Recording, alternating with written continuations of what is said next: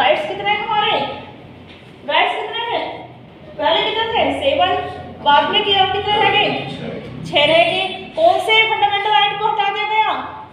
संपत्ति का अधिकार। पहले संपत्ति का अधिकार क्या था? हमारा फंडामेंटल राइट था, लेकिन इसको कब हटा दिया गया? 44वें संविधान संशोधन के द्वारा 1978 को संपत्ति के अधिकार को हटा दिया। शिल्पी कहाँ पहुंचा दिया?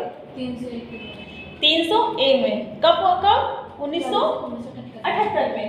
ओके, शोध कहाँ से लिया गया मूल अधिकार? यूएसए, अमेरिका से लिया गया। इसकी प्रकृति कैसी है? नेचर कैसा है? नकारात्मक भी है और सकारात्मक भी है, क्योंकि हम फोर्सली ये चीजें ले सकते हैं, है ना। कोई व्यक्ति या कोई सरकार, कोई भी हमसे हमारा फंडामेंटल राइट नहीं छीन सकता। किन कंडीशन में हमारे फंडामेंटल राइट कम हो जाते हैं या उनसे कुछ समय के लिए छीन लिए जाते हैं या प्रतिबंध लगा दिया जाता है? किन परिस्थितियों में? इसे भी बताइए बेटा।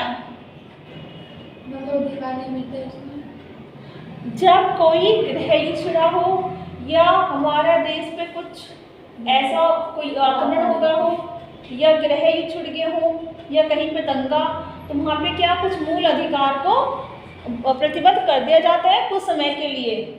क्यों?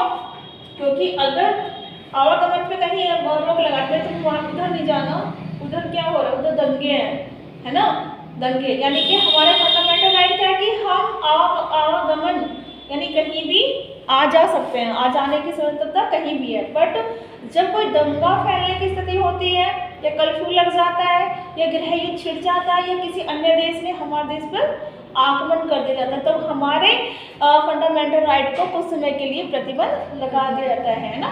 ये तो आंशिक रूप से इसमें देखा जाता है कि फंडामेंटल राइट को ना बचाने की सोचा जाता है कि हम कितने फंडामेंटल राइट को बचा सकते हैं, आंशिक रूप से या पूरी तरह से। ठीक है, अनुच्छेद कौन सा है, कहाँ और कौन से भाग में? भाग 3 में। और अनुच्छेद कहाँ से कहाँ तक? 1235 में। और इसको स्वरूप कैसा है? विधिक स्वरूप है और ये प्रतलनीय है।